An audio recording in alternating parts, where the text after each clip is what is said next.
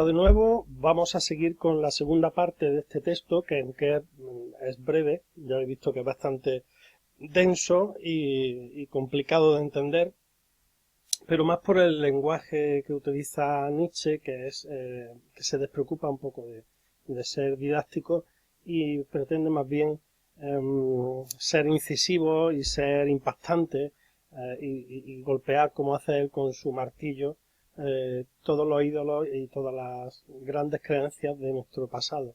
En concreto estábamos hablando pues, de los ídolos que tiene esa tribu, que son los filósofos, y que han creado conceptualmente un mundo de ideas que no se corresponden con la vida porque son ideas totalmente abstractas. Y entonces en este párrafo quinto, que quizás es el más complicado de todo el texto, nos habla Nietzsche de dónde encontrar el error de los filósofos. Cuando ellos hablan de la apariencia y del mundo verdadero, en realidad están huyendo de todo lo que este mundo, esta vida en la que nosotros vivimos, tiene de imperfección, ¿no? Se tomaba, como dice, la modificación, el cambio, el devenir en general como una prueba de apariencia, es decir, de que algo no es auténticamente real. Entonces Nietzsche está totalmente en contra. A la inversa, hoy, dice Nietzsche, precisamente lo que encontramos o sospechamos que huele a falso, a inventado, es asignar a la realidad unidad, identidad, duración, sustancia, coseidad, ser, ¿vale? Todo eso nos da la impresión de que es, como dice Nietzsche, no una verdad, sino un error necesario. Como si necesitáramos de creer en ese tipo de conceptos, de que la realidad es permanente, de que hay algo sustancial, constante, de que todo lo que ocurre en el mundo tiene que tener una causa, etcétera, ¿no? Todo eso para Nietzsche ha sido el gran invento de los filósofos desde la época de Sócrates y de Platón, y todos hemos sido engañados no por esos filósofos, sino por el propio lenguaje. Es que cuando el lenguaje, dice Nietzsche, pertenece a la época en la que se creía que todo lo que tiene, toda acción debe tener un agente que la realiza. Es decir, creer que en todas partes hay, como dice aquí, agentes y acciones. Si os fijáis, las oraciones tienen siempre un sujeto y un verbo, un predicado, de manera que siempre que algo ocurre tiene que ser producido por alguien, por algo, ¿no? De manera que de ahí sacamos nuestro concepto del yo, ¿vale? El yo como sujeto de la frase, ese que yo que está realizando acciones, y que para Nietzsche no es más que un invento del lenguaje, porque no existe el yo tampoco como decía Descartes, como algo permanente, común y constante. Esa crítica ya la vimos en Hume, no sé si os acordáis de la crítica que hacía contra la metafísica cartesiana y en concreto contra el yo, como algo duradero, permanente, consistente, ¿no? Como una sustancia. Entonces, curiosamente dice Nietzsche que se empezó, a partir del concepto del yo, como agente que realiza acciones, a crear la idea de la cosa o de la sustancia, ¿no? Lo que él llama la sustancia yo, ¿vale? O la cosa, como un ser que tiene propiedades, como un ser que tiene un lugar en el mundo y que tiene identidad propia. Es decir, a partir del lenguaje empezó el engaño de la metafísica, ¿vale? Del concepto del ser. Que para Nietzsche no es más que una palabra, igual que el concepto de voluntad también no es más que una palabra. O si tú le abres a una persona la cabeza no le encuentras la voluntad por ninguna parte. Encontrarás un cerebro lleno de neuronas, pero eso de la voluntad como capacidad que yo tengo de ejecutar mis propias acciones, bueno, para Nietzsche en la vida real no tiene razón de ser. Entonces, bueno, digamos que aquí se enfrenta por una parte todas esas categorías y esos conceptos que que la razón ha elaborado, ha inventado, y por otra parte los sentidos, la empiria, ¿no? Que no es más que, digamos, los datos de los sentidos que no nos muestran todo eso que la metafísica ha creado, desde el yo hasta el mundo como algo sustancial y permanente, y no digamos ya Dios, que es el concepto más vacío para Nietzsche, ¿no? El más elevado de todo y por tanto también el más abstracto y el menos cercano a la realidad concreta que nos rodea. Y claro, curiosamente dice Nietzsche, tanto en la India como en Grecia se cometió el mismo error, creer que nosotros, que en realidad procedemos de los monos, tenemos un origen mucho más divino, que nosotros en otra vida anterior hemos tenido que vivir en el mundo de las ideas. Ese error lo vemos ya en Platón, y es no querer aceptar que el ser humano y su pretendida sabiduría en realidad proceden de nada, de algo mucho más inferior. Por eso dice al final de este párrafo que la razón es como una hembra engañadora. Nietzsche era bastante misógino, es decir, odiaba bastante a las mujeres o las despreciaba, y entonces le llama a la razón una vieja hembra engañadora, ¿no? Como una tramposa que nos presenta en palabras muy bonitas un mundo que realmente es un espejismo, es una fábula, una fantasía, ¿vale? Y dice, temo que no vamos a poder desembarazarnos de Dios porque continuamos creyendo en la gramática, ¿no? O sea que nos está advirtiendo del peligro que tienen las palabras y de que el lenguaje lo confundamos con la propia realidad, porque el lenguaje no es más que nuestra construcción, una elaboración humana, y por tanto tiene más carácter de metáfora, es decir, de una forma imaginativa, comparativa de hablar del mundo, que de un conocimiento exacto y riguroso y objetivo, ¿vale? No somos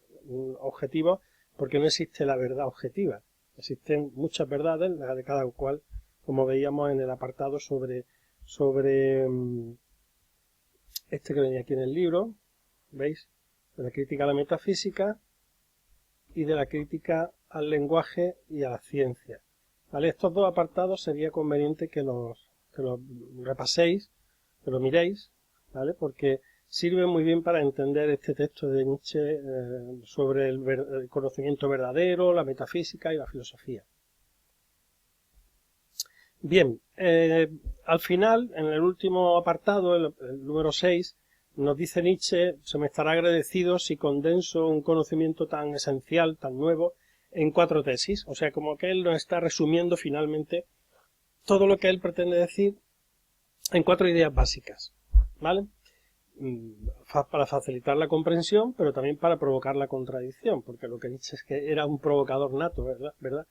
Entonces, bueno, la primera tesis, esto ya lo hemos visto en clase, decir que este mundo en el que nosotros nos movemos es aparente porque es un mundo cambiante, imperfecto, es un mundo material, es un mundo pasajero, que tiene fecha de caducidad, y por tanto que no es la auténtica realidad.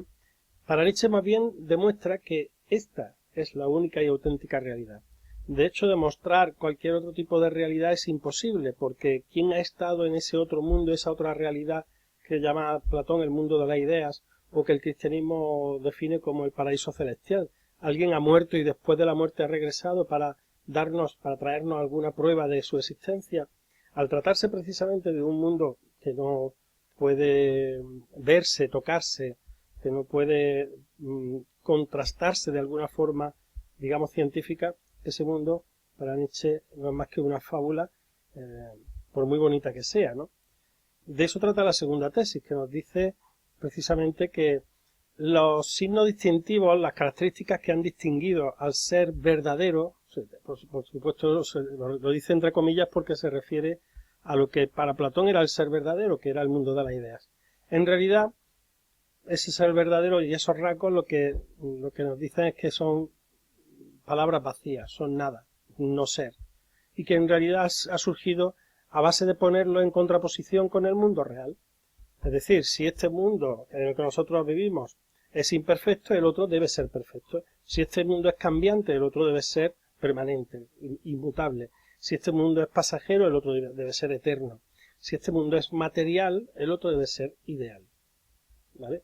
Entonces así es como se ha construido el mundo verdadero, por contraposición, ¿no?, con este mundo, con las características de este mundo real en el que nosotros nos movemos.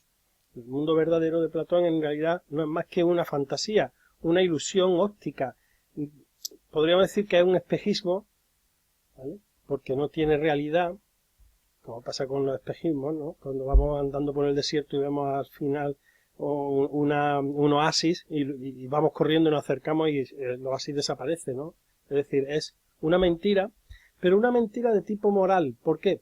¿Por qué dice moral? Pues sencillamente porque para Nietzsche los que inventan este mundo, el mundo de las ideas o el paraíso celestial, en realidad lo que necesitan es creer en un mundo mejor, en que hay un mundo, una realidad como Dios manda, podríamos decir, como si la realidad tuviera la obligación de responder a nuestras necesidades y a nuestras preferencias, ¿no?, de tipo moral. Entonces, como este mundo, el de aquí abajo, no es tan bueno como a mí me gustaría, me invento otro mundo mejor.